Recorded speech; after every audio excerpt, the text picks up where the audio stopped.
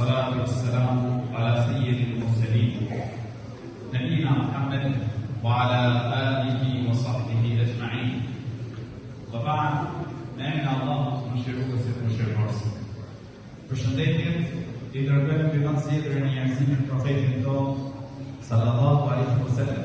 Bishop të tij, dhe për gjithë ata që ndjekin dhe pasojnë rrugën e tij deri në ditën e gjykimit. Njëri prej shokëve të profetit sallallahu alaihi wasallam thotë: "Ja dash besën të dërguarit të Zotit alaihi salatu wassalam për me fal namazin, me dhënë zakatin, edhe me këshilluar thotë çdo besimtar." Tregohet për Hasanin dhe Husejnin, dy librit e profetit sallallahu alaihi wasallam. Njëherë shikojmë një burr I cili ishte duke marrë abdes, por nuk po merrte ashtu si duhet. Tani menduan tha, si ti tërheqin përrejtje, si ta këshillojnë. Dhe I thot, pra ti burri ishte mosh, I thot, ç'mendo, na shikosh ne të dyve si marrim abdes dhe gjykosh.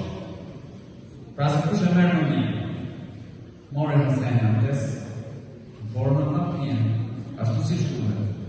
Mori dhe Husejni abdes në formën më të mirë, ashtu si duhet. Atëherë ky burr I tha, jo, ju e keni në rregull, por gabimi tha është tek ju. E mori mësimin, e mori këshillin.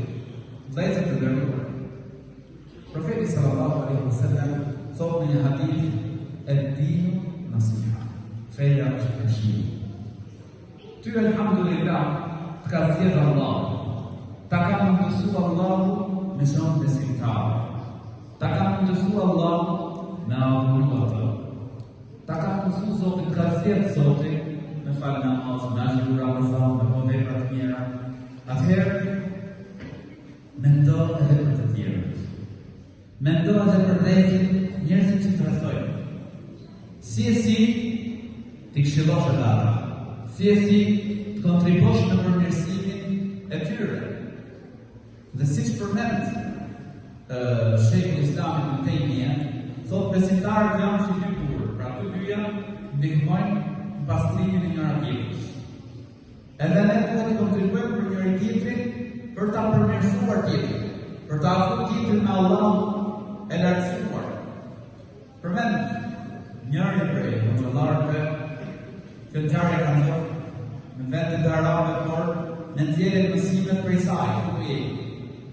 Thotë një herë ishte duke ecë në lagjen e tij dhe shikon njërin prej djemve, pra ashtu ndoshta siç vepron një pjesë e djemve në rrugë, duke ndasmuar disa vajza.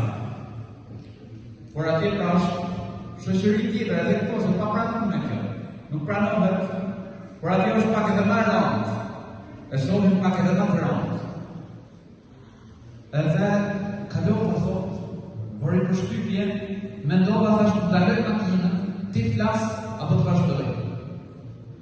Thotë, gjithsesi merrni një ndjenjë që ndalove këshilloj. Ndalë makinën, thotë. Edhe edha pak pasën të votës të kularë. Atëherë se prika është në shkolla e dera. Kur thotë, I trokita, doli. Kur doli, thotë ishte 2 metra që.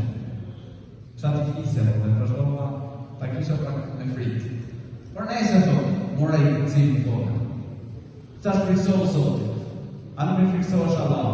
Mendosi për ato t'jenë vajzët e tua, motrët e tua, nana jote, apo doje dikush, pra t'i ngacmonte e tjerë, thotë, nuk e di, por thotë e pash, uli kokën, vetëm për thotë e pash që I pikun lopë. Unë thotë, nisa pastaj, t'i flasët e më shumë, një në gjykimit e në rrë. Normal, andej, e kanat besimin zemë, dhe pak një shkërti tua, edhe ndikohet. pra shumë shpejt.